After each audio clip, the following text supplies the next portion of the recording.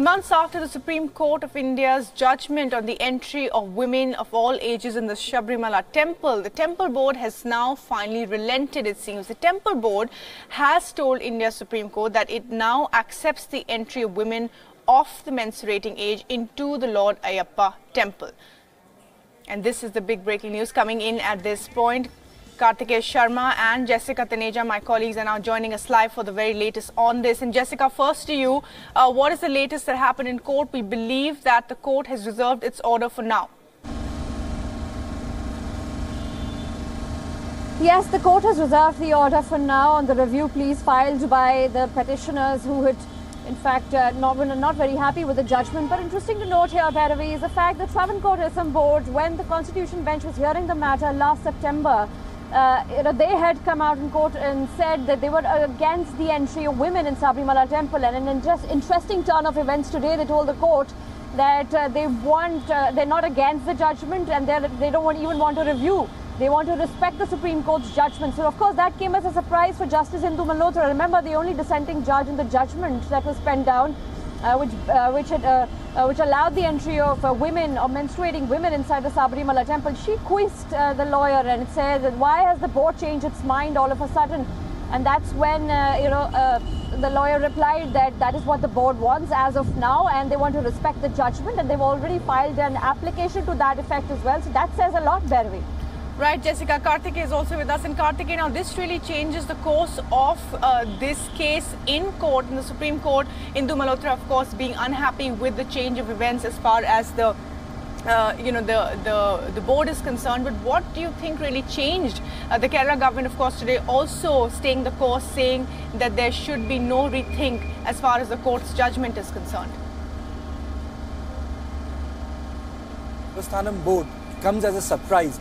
And for them not only to change their position by saying that they respect the decision of the court, but also to file a petition saying that they would not like to persuade further. That was the surprising part. But I think the fundamental of the proceeding lies on two basic issues.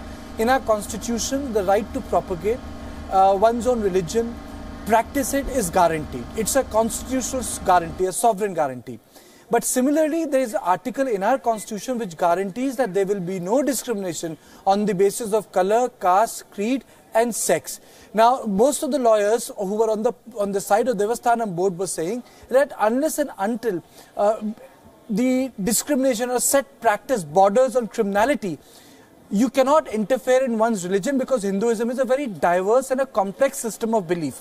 On the other hand, those who were against it, and the court had already ruled, said, well, it's a constitutional issue. God does not discriminate between sexes. Now, there was a third view, I don't know whether that has been expressed in the court or not, that it is not on the basis of women who are part of the reproductive cycle that the God is asking them not to come, but the deity itself feels that till the devotees stop coming to them, he cannot close the promise of marrying another deity, which is part of the folklore of the temple. So, these are complex moral and cultural issues grounded in our constitution. Right. And the judgment will actually decide which principle stands stronger than the other. Okay. But Kartikeya, very briefly then, also there are 40 petitions in court. Now, other than the fact that the board has now had a rethink, how do you think this case could pan out? Because even though the board may now accept the court's judgment, and that could be a major relief for the Kerala government, there could still be many people who are unhappy, and the protests could continue very well. See, the court has reserved the judgment. Now the order will come out. I think the issue has become a larger. A lot of political parties tried to make it into an issue of the constitutional morality versus what the people feel, or the morality of people at large. And that is why you had a lot of agitations in the state of Kerala. Because the verdict came close to the Lok Sabha elections, the matter has jumped from the domain of judiciary to the political. I think that's where the story is going to be.